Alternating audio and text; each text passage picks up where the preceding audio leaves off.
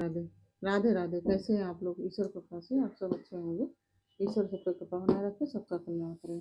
आज हम बताने जा रहे हैं श्रीमद् भागवत महापुराण के एकादश स्कंद का तीसरा अध्याय, माया माया से पार होने के उपाय तथा ब्रह्म और कर्म योग का निरूपण।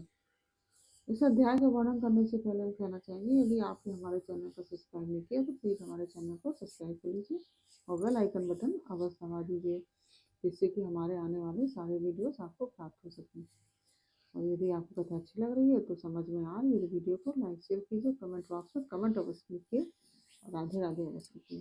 चलिए चलते हैं कथा की तरफ। श्रीमन्नारायण नारायण हरि हरि, नारायण नारायण हरि हरि, तेरी लीला सबसे प्यारी प्यारी हरि हरि, तेरी लीला सबसे प्यारी न्यारी हरि हरि।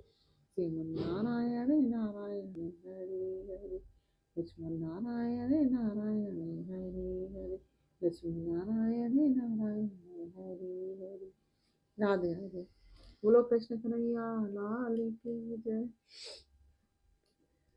राजा देवी ने पूछा, भगवान सब शक्तिमान परम कारण विष्णु भगवान की माया बड़े बड़े मायावियों को भी मोहित कर देती है, उसे कोई पहचान नहीं पाता और आप कहते हैं कि भक्त उसे देखा करता है। अतः अब मैं उस माया का स्वरूप जानना चाहता हूँ। आप लोग कृपा करके बतलाइए। योगेश्वरों में एक मृत्यु का शिकार मनुष्य हूँ। मैं एक मृत्यु का शिकार मनुष्य हूँ। संसार के तरह तरह के तापों ने मुझे बहुत दिनों से तपा रखा है। आप लोग जो भगवत कथा रूप अमृत का पान करा रहे हैं वह उन पापों को मिटाने की एकमात्र औषधि है। इसलिए मैं आप लोगों की इस वाणी का सेवन करते करते तृप्त नहीं होता।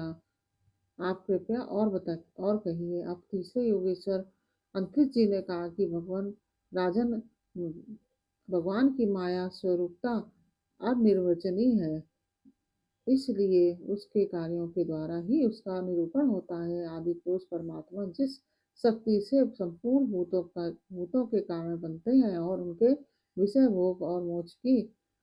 भोग तथा मोक्ष की सिद्धि के लिए अथवा अपने उपासकों के उत्कृष्ट सिद्धि के लिए स्वनिर्मित पंचभूतों के द्वारा नाना प्रकार के देव मनुष्य आदि शरीरों की सृष्टि करते हैं, उसी को माया कहते हैं। इस प्रकार पंच महाभूतों के द्वारा बने हुए प्राणी शरीरों में उन्होंने अंतर्यामी रूप से प्रवेश किया और अपने को ही पहले एक मन के रूप में और इसके बाद 5 ज्ञानेंद्रियों तथा 5 कर्मेंद्रियों, इन 10 रूपों में विभक्त कर दिया तथा उन्हीं के द्वारा विषयों का भोग करने लगे। वह देह अभिमानी जीव अंतर्यामी के द्वारा प्रकाशित इंद्रियों के द्वारा विषयों का भोग करता है और इस पंचभूतों के द्वारा निर्मित शरीर को आत्मा अपना स्वरूप मानकर उसी में आसक्त हो जाता है। यह भगवान की माया है। अब वह कर्मेंद्रियों से सकाम कर्म करता है और उनके अनुसार सुख कर्म का फल सुख और अशुभ कर्म का फल दुख भोग करने लगता है और शरीरधारी होकर इस संसार में भटकने लगता है। वह सब भगवान की माया है। यह भगवान की माया है। इस प्रकार यह जीव ऐसी अनेक अमंगलमय कर्म गतियों को उनके फलों को प्राप्त होता है और महाभूतों के प्रलय पर्यंत विवश होकर जन्म के बाद मृत्यु और मृत्यु के बाद जन्म को प्राप्त होता रहता है। यह भगवान की माया है। जब पंचभूतों के प्रलय का समय आता है तब अनादि और अनंत काल स्थूल तथा सूक्ष्म द्रव्य एवं गुण रूप इस समस्त व्यक्त सृष्टि को अव्यक्त की ओर उसके मूल कारण की ओर खींचता है। यह भगवान की माया है। उस समय उस समय पृथ्वी पर लगातार 100 वर्ष तक भयंकर सूखा पड़ता है। बिल्कुल वर्षा नहीं होती। प्रलय काल की शक्ति से सूर्य की उष्णता और भी बढ़ जाती है और वह तीनों लोकों को तपाने लगते हैं। यह यह भगवान की माया है। उस समय शेषनाग संकर्षण के मुंह से आग की प्रचंड लपटें निकलती हैं और वायु की प्रेरणा से वह लपटें पाताल लोक से जलाना आरंभ करती हैं तथा और भी ऊंची ऊंची होकर चारों ओर फैल जाती हैं। यह भगवान की माया है। उसके बाद प्रलयकालीन सावन तक मेघगण हाथी की सूंड के समान मोटी मोटी धाराओं से 100 वर्ष तक बरसता रहता है। उससे यह विराट ब्रह्मांड जल में डूब जाता है। यह भगवान की माया है। राजन, उस समय जैसे बिना ईंधन के आग बुझ जाती है, वैसे ही विराट पुरुष ब्रह्मा अपने ब्रह्मांड शरीर को छोड़कर सूक्ष्म स्वरूप अव्यक्त में लीन हो जाते हैं। यह भगवान की माया है। वायु पृथ्वी की गंध खींच लेती है, जिससे वह जल के रूप में हो जाती है और जब वही वायु जल के रस को खींच लेती है, तब वह जल अपना कारण अग्नि बन जाता है। यह भगवान की माया है। जब अंधकार अग्नि का रूप छीन लेता है, तब वह अग्नि वायु में लीन हो जाती है और जब अवकाश रूप आकाश वायु की स्पर्श शक्ति छीन लेता है, तब वह आकाश में लीन हो जाता है। यह भगवान की माया है।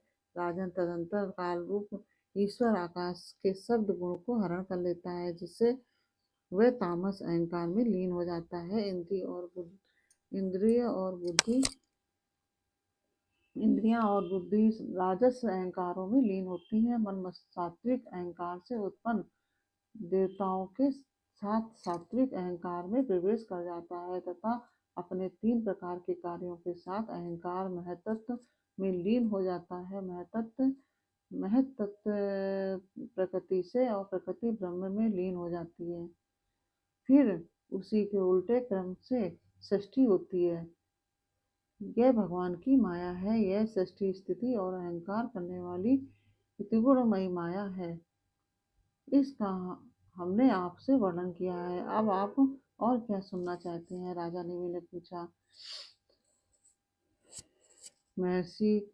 महर्षि जी, इस भगवान की माया को पार करना उन लोगों के लिए तो बहुत ही कठिन है जो अपने मन को वश में नहीं कर पाए हैं। अब आप कृपा करके यह बतलाइए कि जो लोग शरीर आदि में आत्मबुद्धि रखते हैं तथा जिनकी समझ मोटी है, वे भी अनायास ही इसे कैसे पार कर सकते हैं। अब चौथे युगीश्वर प्रबुद्ध जी बोले कि राजन, स्त्री पुरुष संबंध आदि बंधनों में से बंधे हुए सांसारी मनुष्य सुख की प्राप्ति और दुख की निवृत्ति के लिए बड़े बड़े कर्म करते रहते हैं। जो पुरुष माया के पार जाना चाहता है, उसको विचार करना चाहिए कि उनके कर्मों का फल किस प्रकार विपरीत होता जाता है। वे सुख के बदले दुख पाते हैं और दुख निवृत्ति के स्थान पर दिनों दिन दुख बढ़ता ही जाता है। एक धन को ही लो, इससे दिन पर दिन दुख बढ़ता ही है। इसको पाना भी कठिन है और यदि किसी प्रकार मिल भी जाए तो आत्मा के लिए तो यह मृत्यु रूप ही है। जो इसकी उलझनों में पड़ जाता है, वह अपने आप को भूल जाता है। इसी प्रकार घर, पुत्र, स्वजन, संबंधी, पशुधन आदि भी अनित्य और नाशवान ही है। यदि कोई इन्हें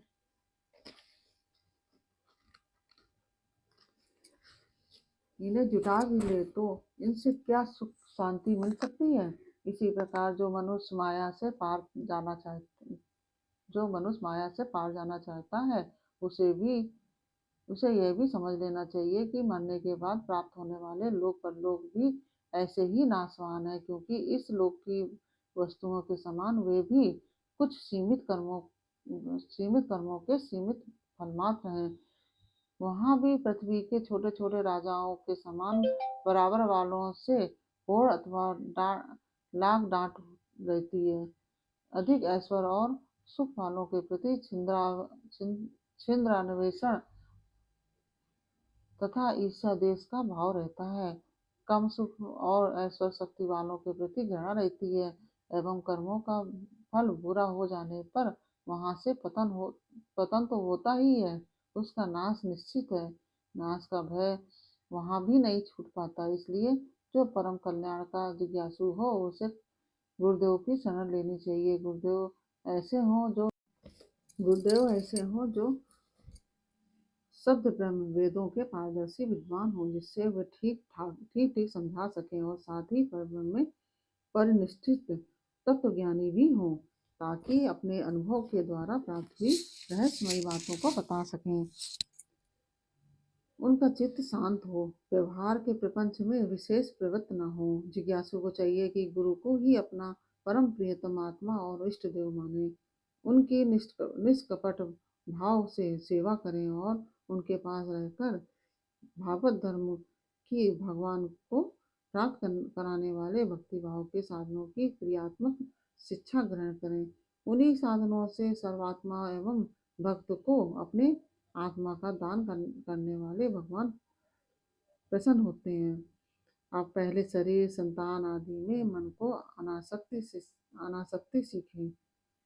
पहले शरीर, संतान आदि में मन की अनासक्ति सीखें, फिर भगवान के भक्तों से कैसा करना चाहिए यह सीखें।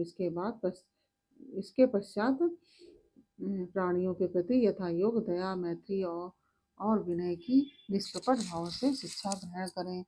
मिट्टी, जल आदि से बाह्य शरीर की पवित्रता, छल कपट आदि के त्याग से भीतर की पवित्रता, अपने धर्म का अनुष्ठान, सहन शक्ति, मौन, स्वाध्याय, सरलता, ब्रह्मचर्य, अहिंसा तथा शीत उष्ण, सुख दुख आदि द्वंद्वों में हर्ष विषाद से रहित होना सीखें। सर्वत्र अर्थात समस्त देश काल और वस्तुओं में चेतन रूप से आत्मा और नियंता रूप से ईश्वर को देखना, एकांत सेवन यही मेरा घर है ऐसा भाव न रखना। गृहस्थ हो तो पवित्र वस्त्र पहनना और त्यागी हो तो फटे पुराने पवित्र चिथड़े जो कुछ प्रारब्ध के अनुसार मिल जाए उसी में संतोष करना सीखें। भगवान की प्राप्ति का मार्ग बतलाने वाले शास्त्रों में श्रद्धा और दूसरे किसी भी शास्त्र की निंदा न करना। प्राणायाम के द्वारा मौन के द्वारा वाणी का और वासनाहीनता के अभ्यास से कर्मों का संयम करना, सत्य बोलना, इंद्रियों को अपने अपने गोलकों में स्थिर करना और मन को कहीं बाहर न जाने देना सीखें। राजन, भगवान की लीलाएं अद्भुत हैं, उनके जन्म, कर्म और गुण दिव्य हैं। उन्हीं का श्रवण, कीर्तन और ध्यान करना तथा शरीर से जितनी भी चेष्टाएं हों सब भगवान के लिए करना सीखें। यज्ञ, दान, तप अथवा जप, सदाचार का पालन और स्त्री, पुत्र, घर और अपना जीवन, प्राण तथा जो कुछ अपने को प्रिय लगता है सबका सब भगवान के चरणों में निवेदन करना, उन्हें सौंप देना सीखें। जिन संत पुरुषों ने सच्चिदानंद स्वरूप भगवान श्री कृष्ण का अपने आत्मा और स्वामी के रूप में साक्षात्कार कर लिया हो, उनसे प्रेम और स्थावर जंगम दोनों प्रकार के प्राणियों की सेवा, विशेष करके मनुष्यों में भी परोपकारी सज्जनों की और उनमें भी भगवत प्रेमी संतों की करना सीखें। भगवान के परम पावन यश के संबंध में ही एक दूसरे से बातचीत करना और इस प्रकार के साधकों का इकट्ठे होकर आपस में प्रेम करना, आपस में संतुष्ट रहना और प्रपंच से निवृत्त होकर आपस में ही आध्यात्मिक शांति का अनुभव करना सीखें। राजन, श्री कृष्ण राशि राशि पापों को एक क्षण में भस्म कर देते हैं। सब उन्हीं का स्मरण करें और एक दूसरे को स्मरण करावे। इस प्रकार साधन भक्ति का अनुष्ठान करते करते प्रेम भक्ति का उदय हो जाता है और वे प्रेमोद्रेक से पुलकित शरीर धारण करते हैं। उनके हृदय में बड़ी विलक्षण स्थिति होती है। कभी कभी वे इस प्रकार चिंता करने लगते हैं कि अब तक भगवान नहीं मिले, क्या करूं, कहाँ जाऊं, किससे कहूं, कौन मुझे उनकी प्राप्ति करावे। इस तरह सोचते सोचते वे रोने लगते हैं। तो कभी भगवान की लीला की स्फूर्ति हो जाने से ऐसा देखकर कि परम ऐश्वर्यशाली भगवान गोपियों के डर से छिपे हुए हैं, खिलखिलाकर हंसने लगते हैं। कभी कभी कभी उनके प्रेम और दर्शन की अनुभूति से आनंद मग्न हो जाते हैं, तो कभी लोकातीत भाव में स्थित होकर भगवान के साथ बातचीत करने लगते हैं। कभी मानो उन्हें सुना रहे हों। इस प्रकार उनके गुणों का गान छेड़ देते हैं, और कभी नाच नाच कर उन्हें रिझाने लगते हैं। कभी कभी उन्हें अपने पास न पाकर कभी इधर उधर ढूंढने लगते हैं, तो कभी कभी उनसे एक होकर उनकी सन्निधि में स्थित होकर परम शांति का अनुभव करते और चुप हो जाते हैं। राजन जो इस प्रकार भगवत धर्मों की शिक्षा ग्रहण करता है, उसे उनके द्वारा प्रेम भक्ति की प्राप्ति हो जाती है, और वह भगवान नारायण के परायण होकर उस माया को अनायास ही पार कर जाता है, जिसके पंजे से निकलना बहुत ही कठिन है। राजा नेमि ने पूछा कि महर्षियों, आप लोग परमात्मा का वास्तविक स्वरूप जानने वालों में सर्वश्रेष्ठ है, इसलिए मुझे यह बतलाइए कि जिस पर ब्रह्म परमात्मा का नारायण नाम से वर्णन किया जाता है, उसका स्वरूप क्या है। अब पांचवें योगेश्वर पिपलायन जी ने कहा, राजन, जो इस संसार की उत्पत्ति, स्थिति और प्रलय का निमित्त कारण और उपादान कारण दोनों ही है, बनने वाला भी है और बनाने वाला भी, परंतु स्वयं कारण रहित है, जो स्वप्न, जागृत और सुषुप्ति अवस्थाओं में उसके साक्षी के रूप में विद्यमान रहता है, और उनके अतिरिक्त समाधि में ज्यों का त्यों एक रस रहता है। उसकी सत्ता से ही सत्तावान होकर शरीर, इंद्रिय, प्राण और अंतःकरण अपना अपना काम करने में समर्थ होते हैं। उसी समय उसी परम सत्य वस्तु को आप नारायण समझिए। जैसे चिंगारियां ना तो अग्नि को प्रकाशित ही कर सकती है और ना जला ही सकती है, वैसे ही उस परम तत्व में, आत्म स्वरूप में, ना तो मन की गति है और ना वाणी की। नेत्र उसे देख नहीं सकते और बुद्धि सोच नहीं सकती। प्राण और इंद्रियां तो उसके पास तक नहीं फटक पाती। नेति नेति इत्यादि श्रुतियों के शब्द भी वह यह है इस रूप में उसका वर्णन नहीं करते, बल्कि उसको बोध कराने वाले जितने भी साधन है उनका निषेध करके तात्पर्य रूप से अपना अपना मूल लक्षित करा देते हैं। क्योंकि यदि निषेध के आधार की आत्मा की सत्ता न हो, तो निषेध कौन कर रहा है, निषेध की वृत्ति किस में है। इन प्रश्नों का कोई उत्तर ही न रहे, निषेध की ही सिद्धि न हो। जब सृष्टि नहीं थी तब केवल एक वही था। सृष्टि का निरूपण करने के लिए उसी को त्रिगुण सत्य तम रज मई त्रिगुणमयी प्रकृति कहकर वर्णन किया गया। फिर उसी को ज्ञान प्रधान होने का महत्व, क्रिया प्रधान होने से सूत्रात्मक और जीव की उपाधि होने से अहंकार के रूप में वर्णन किया गया। वास्तव में जितनी भी शक्तियां हैं, चाहे वे इंद्रियों के अधिष्ठात्र देवता के रूप में हो, चाहे इंद्रियों के उनके विषयों के अथवा विषयों के प्रकाश के रूप में हो, सब का सब वह ब्रह्म ही है। क्योंकि ब्रह्म की शक्ति अनंत है। कहाँ तक कहूँ, कुछ जो कुछ दृश्य अदृश्य, कारण सत्य और असत्य है, सब कुछ ब्रह्म है। इनसे परे जो कुछ भी है वह भी ब्रह्म ही है। और वह ब्रह्म स्वरूप आत्मा ना तो कभी जन्म लेता है और ना कभी मरता है, ना तो बढ़ता है और ना घटता ही है। जितने भी परिवर्तनशील पदार्थ हैं, चाहे वे क्रिया संकल्प और उनके अभाव के रूप में हो, अभाव के रूप में ही क्यों ना हो, सबकी भूत भविष्यत और वर्तमान सत्ता का वह साक्षी है, सब में है, देश काल और वस्तु से अपरिच्छिन्न है, अविनाशी है। वह उपलब्धि करने वाला अथवा उपलब्धि का विषय नहीं है, केवल उपलब्धि स्वरूप ज्ञान स्वरूप है। जैसे प्राण तो एक ही रहता है, परंतु स्थान भेद से उसके अनेक नाम हो जाते हैं, वैसे ही ज्ञान एक होने पर भी इंद्रियों के सहयोग से उसमें अनेकता की कल्पना हो जाती है।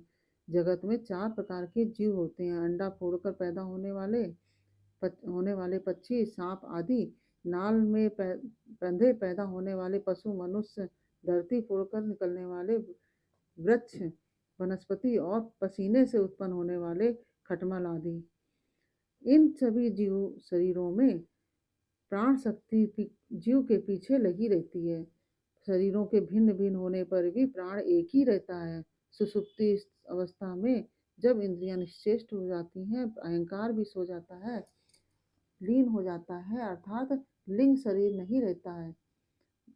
नहीं रहता, उस समय यदि कूटस्थ आत्मा भी ना हो तो इस बात की पीछे से स्मृति ही कैसे हो कि मैं सुख से सोया था। पीछे होने वाली यह स्मृति ही उस समय आत्मा के अस्तित्व को प्रमाणित करती रहती है।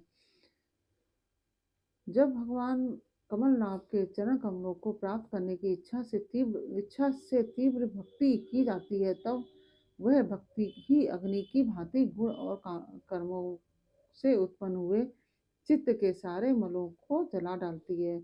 जब चित्त शुद्ध हो जाता है, तब आत्म तत्व का साक्षात्कार हो जाता है। जैसे नेत्रों के निर्विकार हो जाने पर सूर्य के प्रकाश की प्रत्यक्ष अनुभूति होने लगती है।